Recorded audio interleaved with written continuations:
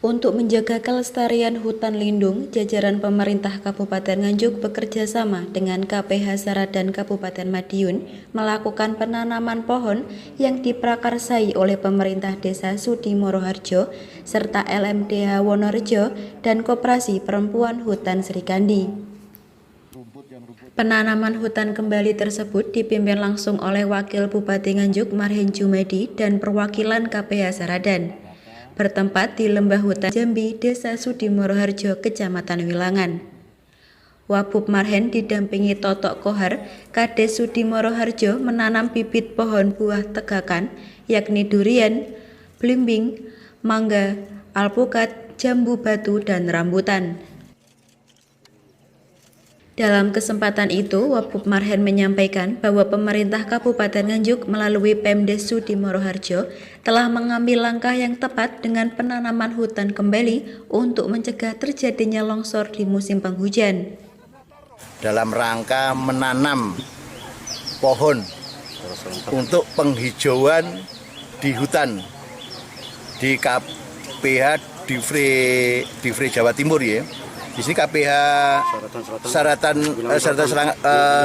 Wilangan Selatan, dan kita tanami, kita lihat tadi banyak hutan yang gundul, maka saatnya kita harus peduli terhadap lingkungan.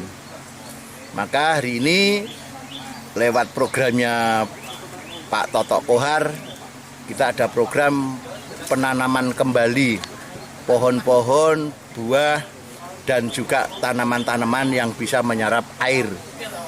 Jenisnya yang ditanam apa saja, Bapak? Tadi yang ditanam adalah buah kayu-kayuan, sehingga nanti harapannya tanah ini ada yang datar.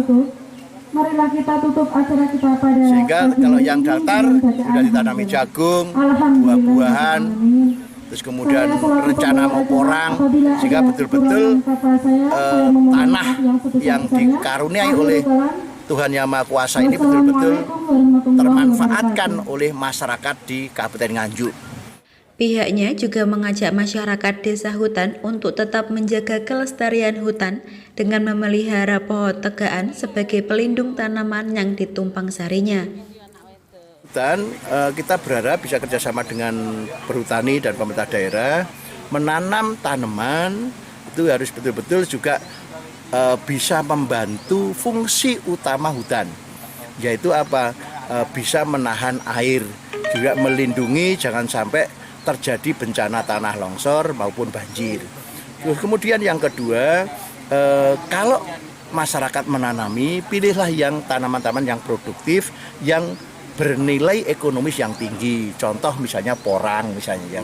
Porang itu nilai ekonomis sangat tinggi, sehingga juga kebutuhan pupuk, kebutuhan air juga tidak seberapa, sehingga harapan pemerintah daerah dengan menanam porang itu, maka tingkat keuntungan yang diperoleh oleh petani di LMDH itu bisa maksimal dan risiko kerugian sangat kecil. Itu yang harapan kita.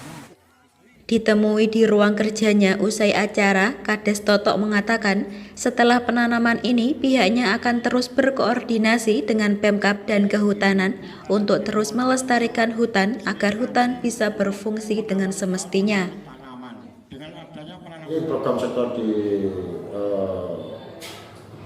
lahan yang ada di Wonoharjo ini sudah kita mulai dari ini nanti.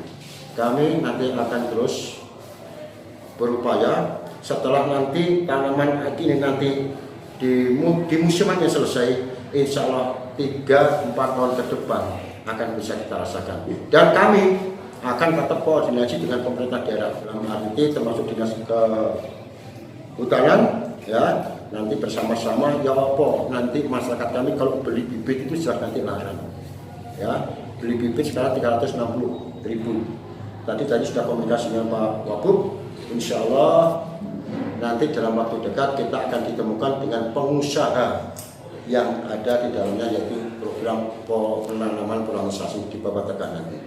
Itu harapan kami 2-3 tahun ke depan orang nanti bisa kita petik hasilnya tanpa kita motong kayu,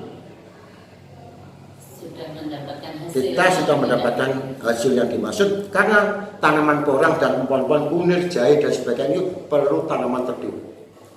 Nah, itu tanpa ada tanaman itu tidak akan bisa nanti itu bisa berkembang dengan baik.